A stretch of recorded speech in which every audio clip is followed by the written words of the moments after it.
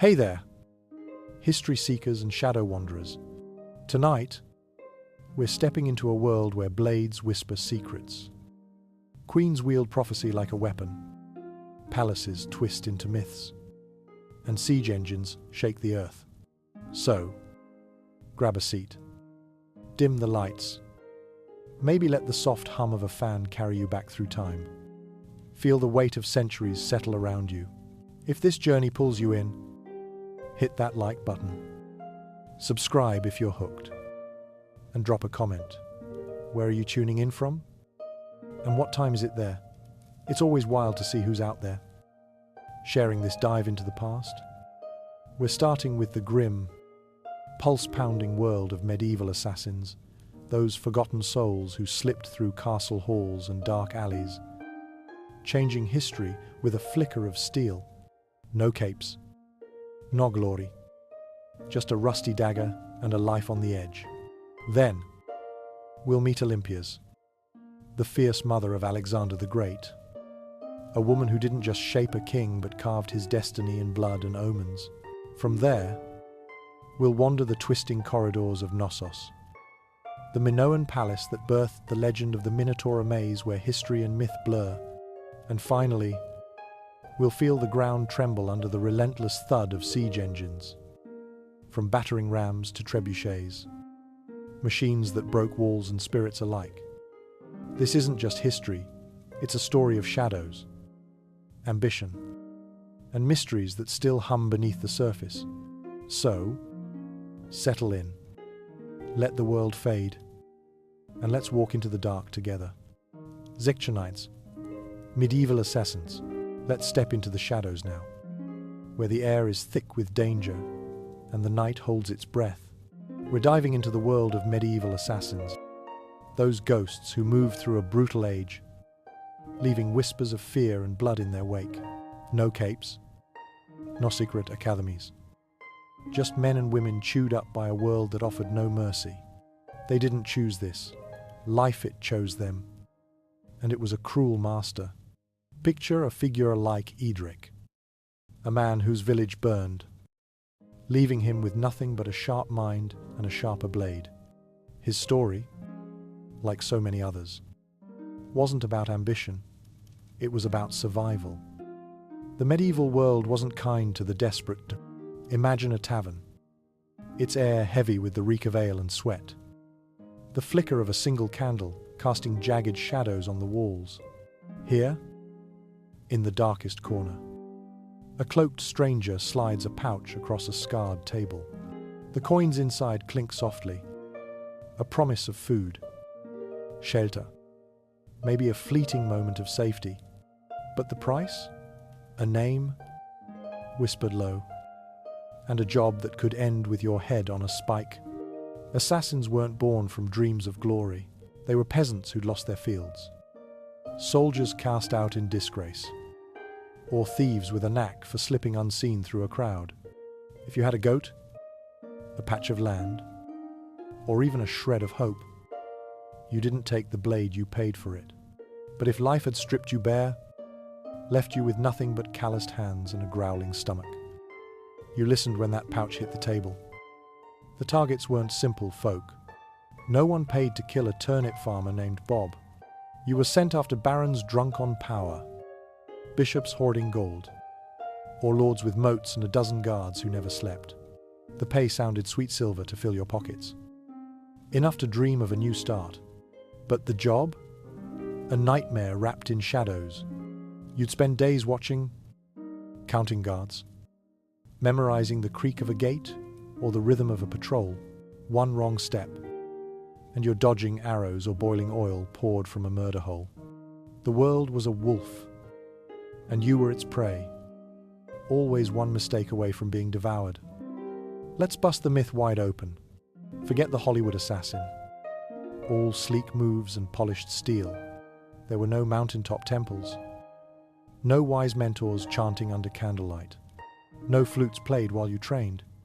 If you learned anything, it was because you didn't die the first time you tried.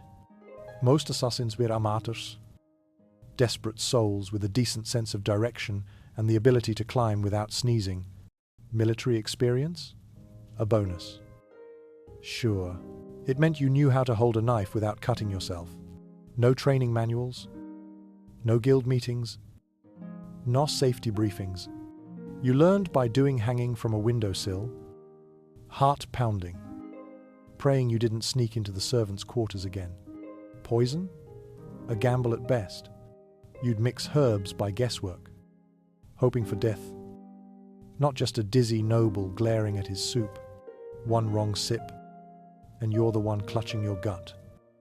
No medieval 911 to save you. Survival was your teacher, and it was brutal, leaving bruises, bloodstains, and a creeping sense you'd never escape. Why do it? Coin. Cold. Heavy. Jangling coin that promised a way out. But promises were cheap, and clients cheaper. They didn't want a partner, they wanted a ghost. Someone to do the deed and disappear. They'd dangle half the pay up front. The rest, when the job's done. But done often meant after we make sure you didn't botch it. Or talk, or live. You'd risk everything, sneak through alleys, scale walls, silence a lord in his sleep, only to find your client gone. Or worse, sending a blade to silence you. A knife in the gut was cheaper than a bonus, even when you got paid. It wasn't enough. Not for the night spent hiding in haystacks, fleas biting, guilt gnawing. Some jobs were traps, decoys, set to lure you into a circle of guards. Your name already carved on the gallows. No lawyer to argue your case. No court to hear your plea. You learned fast. Take the coin up front. Trust no one. And run before the blood dried. Your tools? Nothing like the fantasies. No retractable blades or enchanted daggers. You had a knife. Maybe stolen from a guard. Sharp, if you were lucky. Rusty if you weren't. A rope. If you could knot it fast enough to strangle or climb, poison was a dream. But reality was messier plants and toad guts that might kill. Might sicken, or might just make you wish you'd stuck to stabbing. Bows? Too bulky to smuggle past a palace gate. You worked close. Personal. Your blade hidden in a boot or a hollowed-out loaf of bread. If it broke or fell down a well, you improvised a slate tile, a rusty nail. Even a shoe buckle wielded with desperate intent. Your gear wasn't your strength, it was your desperation. Your only ally in a world that wanted you erased. The targets were never easy. Kings, nobles, bishops, people with walls, moats, and paranoia thicker than their armor. Guards patrolled in packs, some at the gate, some in the halls, some just standing there, daring you to blink wrong. You'd memorize their steps, the squeak of a door, the moment the asthmatic one paused for breath. Castles weren't homes, they were fortresses of stone and suspicion. Every servant, a potential snitch. A cook might notice your face. A stable boy might whisper to the captain. Gossip moved faster than you could. And in medieval towns, it was deadlier than swords. Your target? They ate with tasters, slept behind locks, sometimes switched beds just to mess with you. Getting close meant weeks of scheming, bribing a maid, posing as a servant, hiding in a barrel that reeked of last week's wine. When the moment came, you had one shot, one quiet, perfect strike. Miss it, and you're the one swinging from the castle gate. A sign reading, "Nice try," nailed above your head. Disguises weren't glamorous either. No sleek cloaks or masks. You looked like a peasant, a monk in a too big robe, or a guard in a stolen uniform that still smelled of its last owner. The goal was to blend, but blending meant looking like everyone else dirty. Limping, half-starved. You adjusted your belt to hide a dagger wrapped in rags, hoping no one noticed. Masks? Forget it. A face covering marked you as a leper. Great for avoiding talk, but terrible for sneaking into feasts. If questioned, you'd mutter, "I'm Brother Tobias, here for silent prayer and roof repairs." Servants weren't fools, they'd spot a stranger, fumble a chamber pot, and suddenly you're dodging a candlestick. Stay too long, and you're pretending to know the cook's cat's name. Sweat beading as you pray. Your glued-on beard doesn't fall off. Your disguise bought you minutes. Maybe. Before you had to vanish or talk your way out of a noose, you were alone. No team, no sidekick with a crossbow, no handler passing coded scrolls. Just you, your blade, and trust issues, sharp as steel. Guilds, tavern talk, nothing more. Friends, too risky, they'd ask questions. Lovers, they'd see the bruises, the blood, the dagger under your pillow. You sat in the inn's darkest corner, back to the wall, eyes on the door. You drank lightly, left quickly, never gave your name unless coin was on the table. And even then, it was a lie. You didn't just slip through crowds, you slipped through the life you might have had. A ghost even to yourself. Failure wasn't a slap on the wrist, it was a spectacle. Hesitate, miss your mark, and you're facing ropes, fire, or some grim device, with a name like the Bone Cracker's Delight. Your target lives. Screams assassin, and suddenly your face is on every tavern wall. A crude sketch with "Wanted" scrawled beneath. Your client? They'll turn fastest, hiring another to silence you. One shot, one chance. Fail, and you're running, praying for a quick death before they carve your secrets out. Even success was no victory. You strike true, slip away, but now the real chase begins. Guards swarm, gates lock, dogs sniff your trail. You're bleeding, maybe, running through alleys, bribing boatmen, shaving your beard in the dark. Your client? Gone? Or worse, plotting to tie up loose ends you. Success meant a new name, a new city, and more enemies than before. You didn't win, you just delayed the end. The world saw you as cursed, to peasants. You weren't just a killer, you were a shadow man, whispering to demons, smearing frog guts on your blade under a full moon. Your dagger? Forged in a cursed fire. Your poison? Witchcraft, stirred with dark intent. Superstition made you a monster. A noble chokes on a bone. An illness sweeps the village. And suddenly they're pointing at you. Stay too long. And a priest's bell rings. Farmers grab pitchforks, shouting, "Burn the sorcerer." You moved constantly, dodging stones, torches, and whispers of evil. A strange coin, a foreign accent, even dried herbs in your pocket enough to light a mob's fire. Poison was the dream quiet. Clean, a sigh in the night. Reality? A mess. No neat vials, just plants, mushrooms, maybe a toad's innards ground into paste. Too little, and your target's just sick, glaring at his stew. Too much, and you're dead from your own brew. Kitchens where chaos tastas. Dogs, cooks with sharp eyes, slip in the poison, and you still had to wait. Hours or days, while the noble laughed through dinner, then collapsed, pointing at you. Caught, no quick death.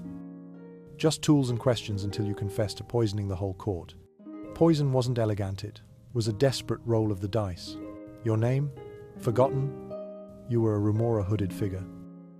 A stranger who left his ale untouched. Clients wanted silence. Not stories. No trophy.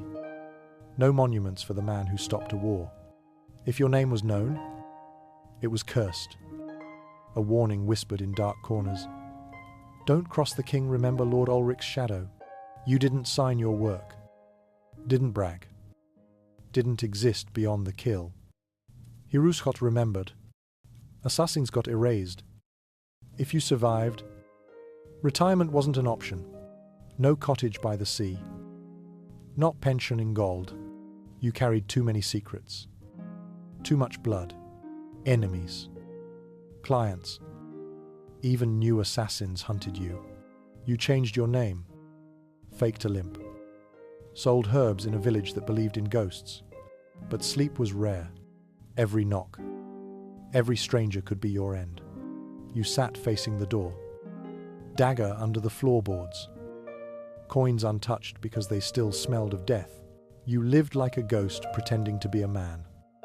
Always moving. Always watching. Until you slipped into the dark. Unnoticed. You wouldn't last a week. You'd slip into town. Heart pounding. Only to find your target gone. Guards. Drunk but eager. Spot you. A stable boy you bribed betrays you for a crust of bread. You freeze. Stab the wrong man. Trip on cobblestones. Or get tackled by a guard with a grudge. Even if you succeed, you're alone, hunted. Hiding behind a false name in a world that fears you.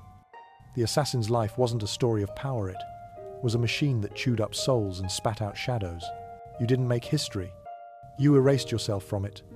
Section 2. Olympias. Serpent Queen. Now, let's step from the shadows of assassins into the torchlit halls of power, where a woman wielded prophecy and ambition like a blade. Her name was Olympias, the Serpent Queen of Macedon. A mother who didn't just raise a king but forged a god. Before she was a legend, she was Myrtale, a princess of Epirus, born in the rugged tribal lands where mountains whispered of heroes.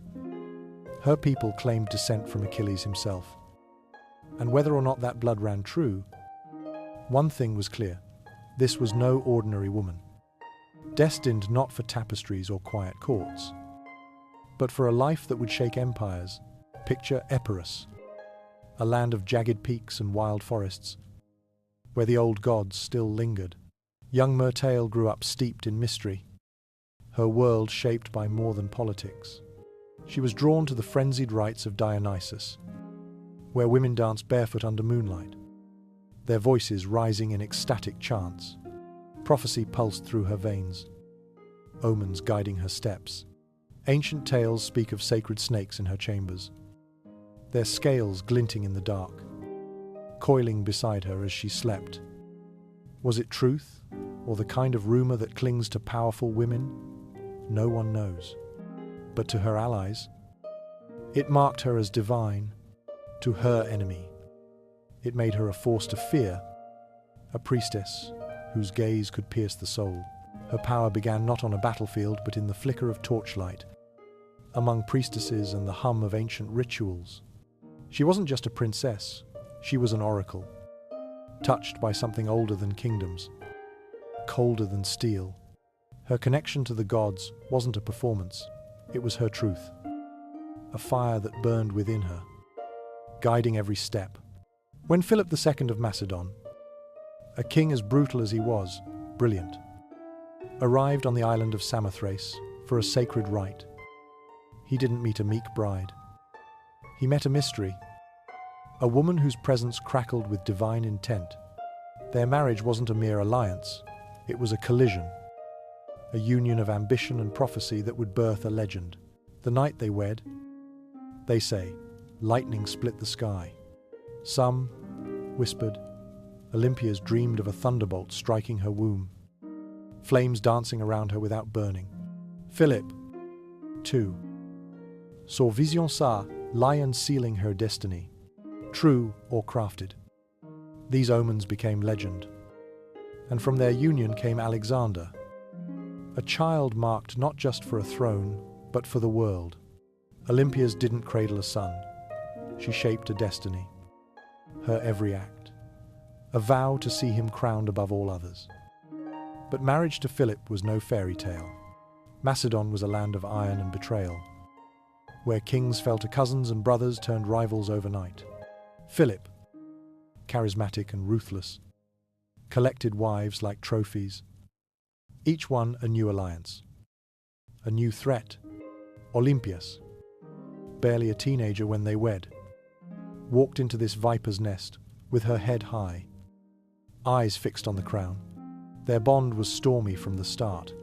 Philip's conquests on the battlefield, and in his bed left little room for loyalty.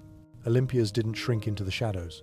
She built her own court, wove her own alliances, and turned to oracles to divine her path. Perhaps even Philip's Vater. Her strength wasn't in swords but in whispers, in the quiet power of a woman who knew the gods were watching. When Alexander was born, the heavens seemed to roar. Legends tell of Olympias dreaming of flames, of Philip sealing her womb with a lion's mark. Whether they believed these signs or spun them for power, they treated Alexander as more than mortal. But even as their son was hailed, cracks deepened in their marriage. Philip's other wives, especially Cleopatra Eurydice, a Macedonian noble, posed a danger. Her blood was purer in the eyes of the local lords. Her potential sons, a threat to Alexander's throne. Olympias saw it clearly. The palace wasn't a home, it was a battlefield. And she would fight with every ritual, every whisper, to protect her son's claim. She was no longer Myrtale. She was Olympias, a queen whose wrath could reshape history. By the time Alexander was a teenager, the palace at Pella was a war zone of veiled insults and bitter rivalries. Olympias wasn't just vying for influences. He was fighting for survival.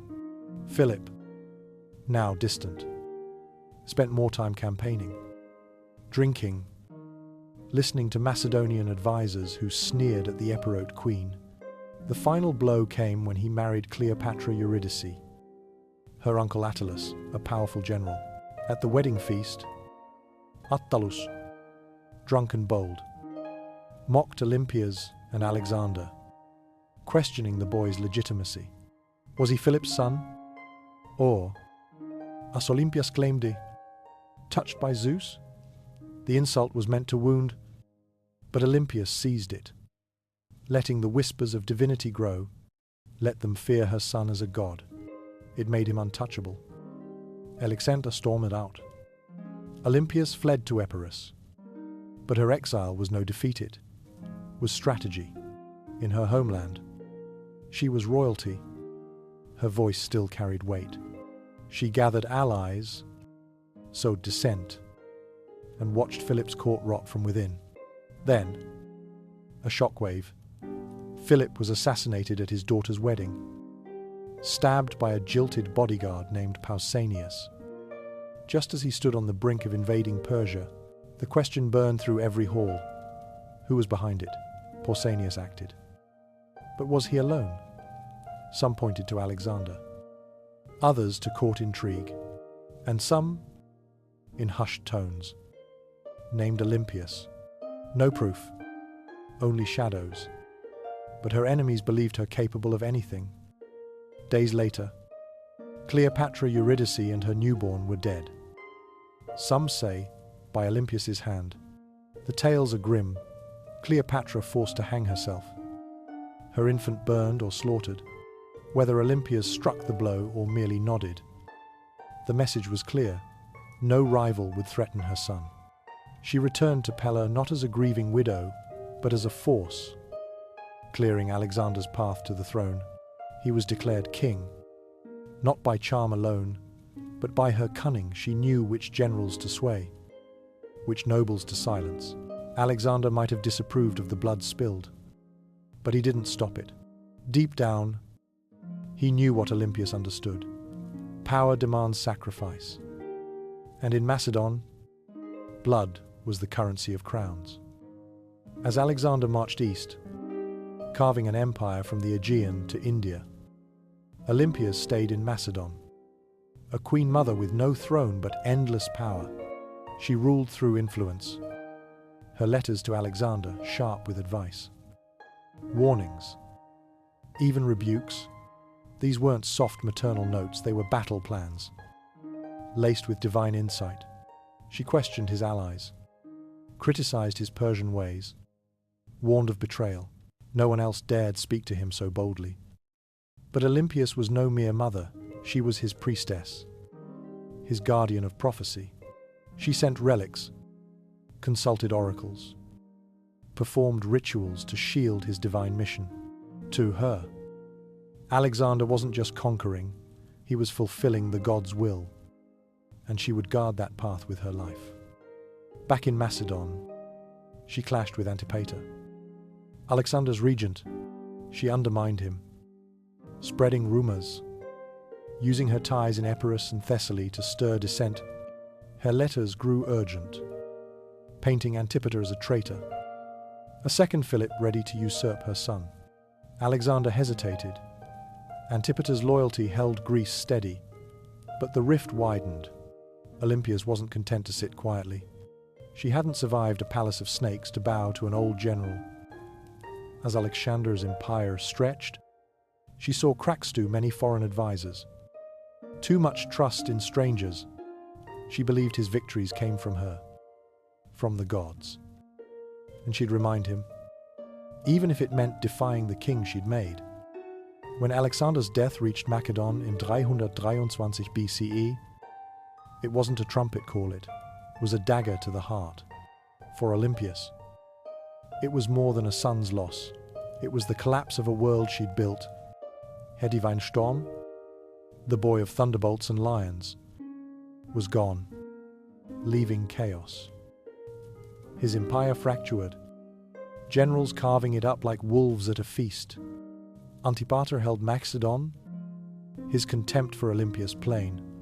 Her daughter, Cleopatra, Alexander's sister, was a pawn, courted by rivals for her bloodline.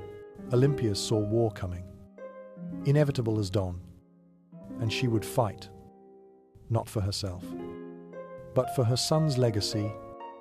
That legacy lived in Alexander IV, her grandson, born to Roxana, a Bactrian princess. Roxana and the boy were vulnerable, targets in a court of ambition. Olympias allied with them, seeing the child as both a treasure and a weapon, the last true heir. The generals, now warlords, had no interest in bowing to a widow or a grandmother. But Olympias didn't flinch. She'd faced kings and traitors. A few men with stolen spears wouldn't break her. She plotted, waited, watched as Antipater died, replaced by his son Cassander, a man with ice in his veins and no patience for the old queen's games. The stage was set for a clash serpent mother against cold-eyed usurper. Years after Alexander's death, as his empire burned in civil war, Olympias made her boldest move. She returned to Macedon, not as a mourner, but as a storm. Cassander was seizing power. Roxana and Alexander IV prisoners in all but name. Olympias saw her grandson's fatears like a shadow at dusk. She struck a deal with Polyperchon, a fading general with a flicker of authority. With his army, she marched home. Towns flung open their gates. Soldier defected. Even enemies paused. Olympias, grey but unbowed, was a name that still shook the earth. Her vengeance was swift. She hunted Cassander's loyalists, executing Philip III, Alexander's half-brother, a puppet king, and his wife Eurydice. The deaths were brutal. Staged like divine justice, Eurydice strangled. Some say, after refusing to die by her own hand. Olympia's message was carved in blood. Only Alexander's line could rule. For a moment, she held Macedon in her grip. A queen who'd restored her son's dynasty, avenged his betrayals, and reminded the world what power looked like when wielded by a woman with nothing to lose. But power in Macedon was a flame in dry grass. Cassander struck back, his army vast, his cruelty colder. Olympias' allies faltered. Polyperchon's influence waned. She retreated to Pydna, a coastal fortress, where the siege began. For nearly a year, she endured hunger, gnawing, disease creeping. Her myth, her only shield, Cassander offered safety. But Olympias knew better. Promises were ash. Her garrison broke. Her followers surrendered. And she was handed to her enemies. Cassander didn't strike the blow himself that was too clean. He gave her to the families of those she'd killed, letting their rage decide her fate. They condemned her. But when the executioners came, no Macedonian dared swing first. Olympia stood tall, regal, her eyes like an oracle's, silencing them. She was the mother of Alexander, a woman of snakes and gods. They hesitated, frozen by her legend. Cassander sent foreigners, men untouched by her myth, to do the deed. And so, Olympias fell not with ceremony, but in silence, her death marking the end of Alexander's line. Yet even in death, she lingered. Olympias wasn't just a mother or a queen, she was a force, a shadow that haunted history. Without her, there's no divine Alexander, no rituals of thunderbolts, no path cleared for a boy to rule the world. She didn't command armies like later queens, but her battlefield was colder poison. Prophecy, belief. She made men fear her, made them believe her son was more than mortal, perhaps believed it herself. Her enemies called her a witch, a murderer, and they weren't wrong. She was a product of a brutal world, where cunning outlasted kindness, and mercy was a fool's game. History remembers her not as a footnote, but as a phantom, always just behind Alexander's throne. She wasn't tragic, she was mythic. A woman who wrapped herself in prophecy, outlived gods, and left a legacy in every tale of ruthless queens. Olympia's bones are dust, but her story endures, coiled in the dark, waiting to strike again. Section 3. Knossos and the Minoan Labyrinth. Now, let's leave the blood and ambition of Macedon behind and wander to a place where history hums with mystery, where stone corridors twist like dreams. We're stepping into Knossos, the heart of the Minoan civilization on Crete. A palace, so vast and strange it birthed the myth of the Labyrinth and the Minotaur. This isn't just a ruin, it's a whisper from a world older than Greece. A puzzle carved in stone that still dares us to unravel it. Picture yourself standing on a hill, the Aegean breeze carrying salt and secrets, as you gaze at a sprawling complex that feels alive. Its walls painted with dolphins and bulls, its halls echoing with rituals we can only imagine. Knossos wasn't just a palace, it was a city within walls, a marvel of human ingenuity stretching across 150. 0 square feet, with over 1,000 rooms winding through courtyards, shrines, and storerooms. Built around 1900 BCE, it was the pulse of the Minoans, a people who mastered the sea and wove beauty into every corner of their world. Walk its corridors in your mind, cool stone beneath your feet, air shafts pulling in light, walls alive with frescoes of leaping youths and swirling waves. This wasn't a fortress of grim defense, it was a celebration with flushing toilets, drainage systems, and workshops humming with life. The Minoans didn't just live here, they danced with their world. Their art, a love letter to the sea, the sky, the gods. The palace wasn't chaotic, it was a masterpiece. Its layout a balance of function and awe. Grand staircases led to airy rooms, storerooms brimmed with olive oil and wine, and sacred spaces glowed with offerings. Yet its complexity baffled later Greeks, who saw not a palace, but a maze.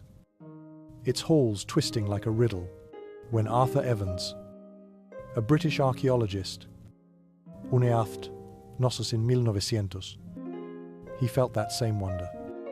He named the Minoans after King Minos, the mythical ruler tied to the labyrinth, and saw in its winding paths the echo of a monster's lair.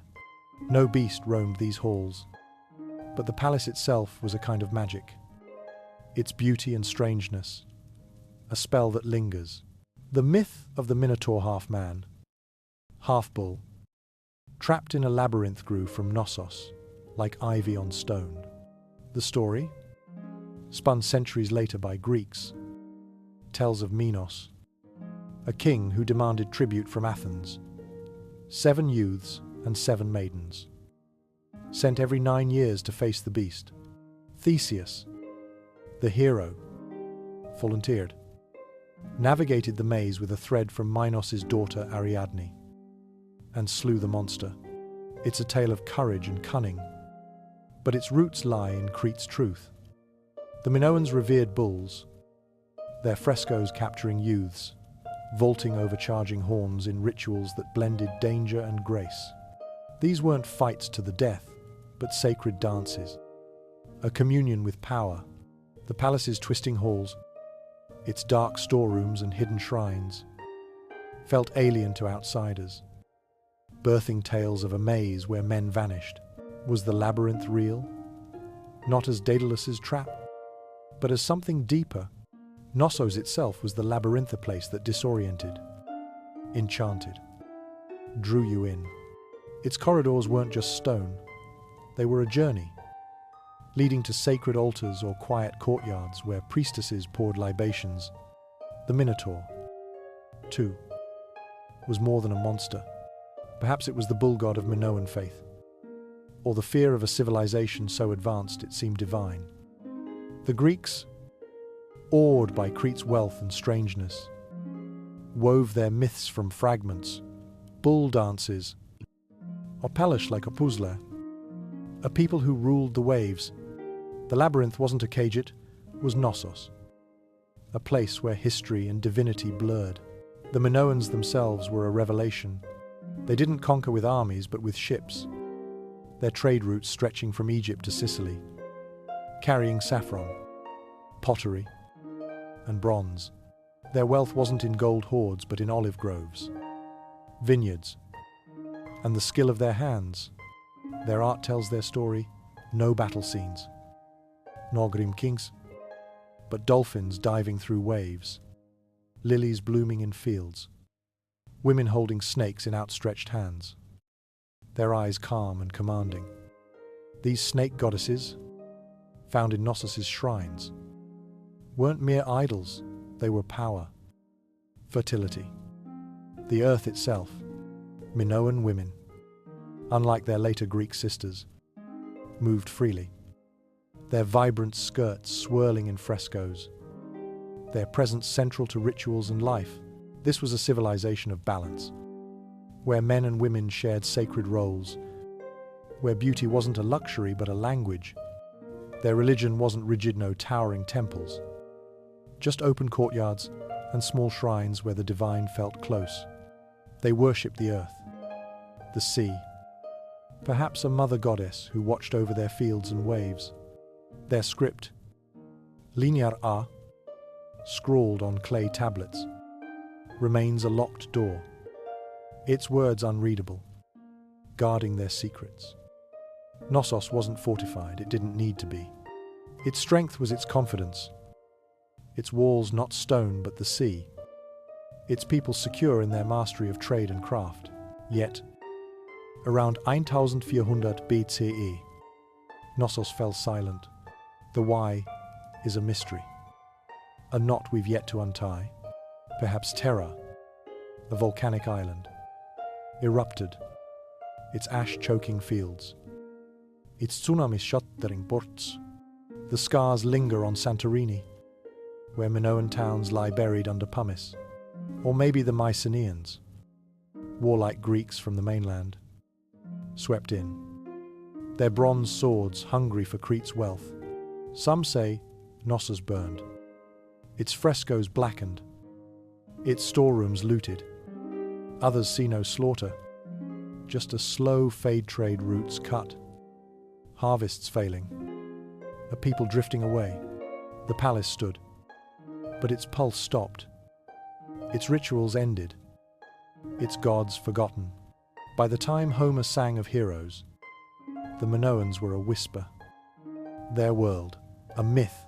Knossos might have stayed buried, a ghost under Crete's hills, if not for Arthur Evans. In 1900, driven by tales of Minos and a hunch about Crete's past, he began digging. What he found stunned the world, a civilization older than Athens, more advanced than Troy. He uncovered frescoes bright as the day they were painted, staircases spiraling to lost rooms, jars still holding traces of oil. Evans didn't just find a palace, he woke a story. He rebuilt parts of Knossos. His concrete beams controversial, but his vision undeniable. He saw a people who loved life, who built not for war, but for wonder. His work gave us the Minoans, a name for a people we're still learning to know. What makes Knossos endure? It's not just the stone or the art, it's the questions. Who were these people? Painting dolphins while others forged swords? What did their goddesses whisper in those dim shrines? Why did they vanish, leaving only echoes? Linear A taunts us. Its script, a code we can't crack. The frescoes speak, but their language is half dream, half truth. Knossos isn't a place you solve, it's a place you feel. Its corridors pulling you deeper, its myths wrapping around you like mist. The palace was more than a home, or a court, it was a stage, where life played out in color and motion. Imagine a festival, youths leaping over bulls, their bodies taut with focus. The crowd's cheers rising to the sky. Priestesses in flounced skirts pour wine on altars, their movements precise, their eyes fixed on something beyond the horizon. Merchants haggle in the courtyard, their voices mingling with the clink of bronze and the scent of saffron. Knossos wasn't still, it was alive. Every room, a story. Every fresco, a prayer. The Minotaur myth, for all its darkness, carries this truth. Knossos was unforgettable. To the Greeks, it was a place of power and fear, a kingdom that demanded tribute, not because it was cruel, but because it was vast. The labyrinth wasn't a trap, but a metaphor for Crete's complexity, its wealth, its faith. Theseus's thread, perhaps the courage to face the unknown, to walk into a world that feels bigger than you. The Minoans didn't need monsters. Their reality was enough. A civilization so vibrant it became a legend. When Knossos fell, it didn't vanish, it transformed. The Mycenaeans took Crete, adopting Minoan art, their palaces echoing Knossos' style. Greek myths carried slivers of Crete's truth, from Ariadne's thread to Daedalus's wings. The palace itself stood, reused, rebuilt, until time buried it. But even in Rhine, Knossos waited, its stone patient, its secrets safe. Evans' spade brought it back, and now it speaks to archaeologists, to dreamers, to anyone who stands in its halls and feels the weight of a world we've only begun to understand. Knossos isn't just history, it's a call. It asks us to look closer, to trace the lines of a bull's horn or a goddess's snake, to wonder what we've lost. The Minoans didn't write epics of war, they painted life, built a palace that sang of it, and left us a labyrinth, not to trap us, but to invite us in. Step into their world, and you don't just see, you feel the past, alive in every stone, every shadow, every unanswered question. Section 4. Sieger Warfare. Now, let's feel the earth tremble. Hear the groan of timber and the crash of stone. We're stepping into the raw, relentless world of siege warfare, where ancient minds turned wood, rope, and fire into machines of terror. This wasn't just battle, it was a test of wills, a grinding dance of destruction that could last weeks, months, even years. Picture a castle, its walls looming like silent giants, surrounded by an army that refuses to leave. The air is thick with smoke, the ground scarred by trenches, and every thud of a battering ram is a heartbeat counting down. Siege warfare didn't just break fortifications, it broke spirits, leaving scars on history that still whisper of patience and ruin. Imagine a fortress in the year 500 BCE. Its gates barred, its defenders peering from towers. Outside, an enemy camp sprawls, a city of tents and firelight, alive with the clatter of hammers and the creak of ropes. Sieger engines, who the first, were the tools of this grim theatre. Battering rams started zimplocks, swung by desperate hands, smashing at gates with brute force.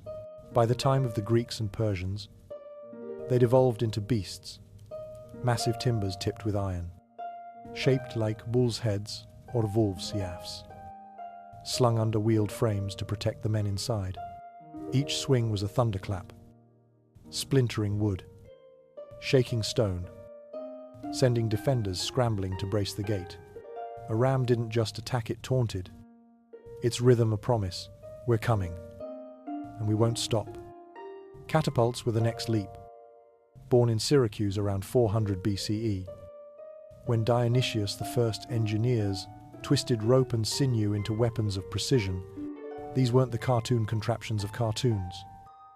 Flinging rocks at random, torsion catapults, like the ballista, were marvels, their springs coiling energy to hurl stones or bolts with deadly aim. A 60-pound rock could shatter a parapet. A javelin could pin a man to a wall from 500 yards. Later, the onager, named for a wild donkey's kick, lobbed boulders in high arcs, each impact a message of despair. To face a catapult was to know fear not just of death, but of a machine that could reach you, no matter how high your walls. By the Middle Ages, the trebuchet stole the stage, a giant born of gravity and genius. Picture it, a towering frame, its long arm tipped with a sling, counterweighted by tons of stone or lead. When released, the arm whipped upward, flinging a 300-pound boulder in a slow, graceful arc that ended in chaos. Walls crumbled, towers swayed, and defenders ducked as stones rained down. Trebuchets didn't just destroy, they terrified, launching not only rocks, but rotting corpses, beehives, or pots of burning pitch. At the siege of Lisbon in 1147, a single trebuchet battered the city's defenses for weeks, its relentless arcs breaking morale before the walls. To see one rise on the horizon was to know the siege had turned personal. Siege towers were another nightmare, wooden giants rolling toward your walls. These weren't flimsy scaffolds, but fortresses on wheels, sometimes 100 feet tall, clad in wet hides to resist fire. Inside, archers fired from slits. At the top, a drawbridge waited to drop onto the ramparts, spilling warriors into your stronghold. At Tyre, in 332 BCE, Alexander the Great's towers, mounted on ships, battered the island city's defenses. Their creaking advance a drumbeat of doom. Defenders fought back with arrows, stones, even hooks to snag the bridge. But a tower's shadow meant one thing: the enemy was coming, and they'd climb your walls to do it. Tunneling, or sapping, was the silent killer. Armies dug beneath walls, propping tunnels with timber, then set fires to collapse the supports, bringing stone crashing down. At the siege of Dura Europos in 256 CE, Persian sappers dug so expertly that Roman defenders didn't hear a thing until the wall buckled. Countermines were the desperate response defenders digging to intercept, leading to grim underground battles. Men stabbing in the dark, choking on dust. Sapping wasn't loud, but its threat was constant, a reminder that even the ground beneath you could betray. Defenders weren't helpless. Walls were built thick, angled to deflect stones, studded with towers for archers. Moats, filled with water or stakes, slowed rams and towers. Greek fire, a Byzantine secret, burned on water, its flames clinging to wood and flesh like a curse. At Constantinople in 717, it turned Arab ships to ash. A weapon so feared its recipe was guarded like a relic. Boiling oil or heated sand poured from murder holes, searing through armor, leaving screams in its wake. Defenders dropped stones, logs, even furniture, turning battlements into death traps. At Rochester Castle in 1215, King John's men smoked out rebels by burning pig fat in tunnels, the stench as deadly as the collapse. Psychological warfare was as brutal as any ram. Attackers hurled severed heads over walls, a grim promise of what waited. At Mara in 1098, Crusaders catapulted Muslim prisoners' heads into the city, sowing panics. Diseased corpses tossed into wells. Spread plague. As at Kaffa in 1346, where the Black Death may have spread from a Mongol siege, taunts, drums, and horns kept defenders awake, fraying nerves. Defenders answered with defiance banners waving, trumpets blaring. Or, at Jerusalem in 1099, parading relics to rally faith. Sieges weren't just physical, they were a battle of minds, each side daring the other to break. Starvation was the cruelest weapon. Besiegers cut off supplies, waiting as granaries emptied and hope faded. At Leningrad in 1941, echoes of ancient sieges lingered as civilians ate rats and leather. In antiquity, Tyre held out for 7 months, its people chewing roots, while Alexander's rams pounded. Defenders rationed, hoarded, sometimes ate the unthinkable. Surrender often came not from broken walls but empty stomachs. The siege's slow grind outlasting courage. Siege warfare wasn't just about machinacid, it was strategy. A chess game with lives as pieces. Attackers built ramps, as at Masada in 73 CE, where Roman earthworks reached Jewish cliffs, circumvallation walls around the city trapped defenders, as Caesar did at Alesia in 52 BCE, starving Vercingetorix into submission. Escalade, scaling walls with ladders. He was desperate but swift. As at Antioch in 1098, every choice weighed cost, time, men, morale. A failed siege could ruin an army. A success could end a dynasty. Gunpowder changed everything. By the 15th century, cannons like the Ottoman bombard at Constantinople in 1453 shattered walls that rams and trebuchets only dented. Stone fortresses gave way to star forts, low and angled to absorb blasts. Yet the spirit of siege warfare endures in blockades, cyber attacks, the patient encirclement of power, from Jericho's fallen walls to Kiev's defiance. The siege is timeless. A story of endurance and destruction. These engines rams, catapults, trebuchets were more than wood and rope. They were ideas. Proof that human ingenuity could break the unbreakable. Defend us, too, showed grit. Their walls, a testament to defiance. Siegers shaped history, from Troy's legend to Constantinople's fall. Each one a chapter in a story of patience, terror, and the will to outlast. As we leave this battlefield, the echoes linger, a reminder that even the strongest walls can fall. But the human spirit fights on. Conclusion. As we draw the curtain on this journey, let's pause and breathe in the echoes of the worlds we've crossed. We've slipped through the shadowed alleys with medieval assassins, their blades sharp with desperation, their names lost to the night. We've stood in the fierce glow of Olympias, a queen who wove prophecy and blood into her son's divine legacy. We've traced the winding halls of Knossos, where the Minoans carved beauty and mystery into stone, their labyrinth, a riddle that still beckons, and we felt the ground shudder under siege engines, machines of wood and fire that tested the limits of human will, shattering walls and hopes in their wake. These stories aren't relics, they're mirrors, reflecting our own struggles, dreams, and defiance.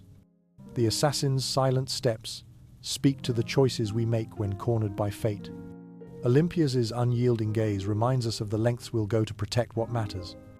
Knossos, with its unanswered secrets, urges us to keep seeking, even when the path twists, and the siege's relentless grind echoes our own battles, where endurance often outshines strength. History lives in these moments, not as cold facts, but as a fire that warms and warns, urging us to listen, to learn, to carry its lessons forward. So, let these tales settle in your bones. Let them spark questions, kindle wonder, and draw you back to the past's untamed heart. If this journey stirred you, tap that like button, subscribe to keep exploring, and leave a comment. Where are you listening from? And what time is it there? The past is never gone, it's waiting, whispering, ready for us to step into its shadows again. Until next time, keep chasing the stories that shape us.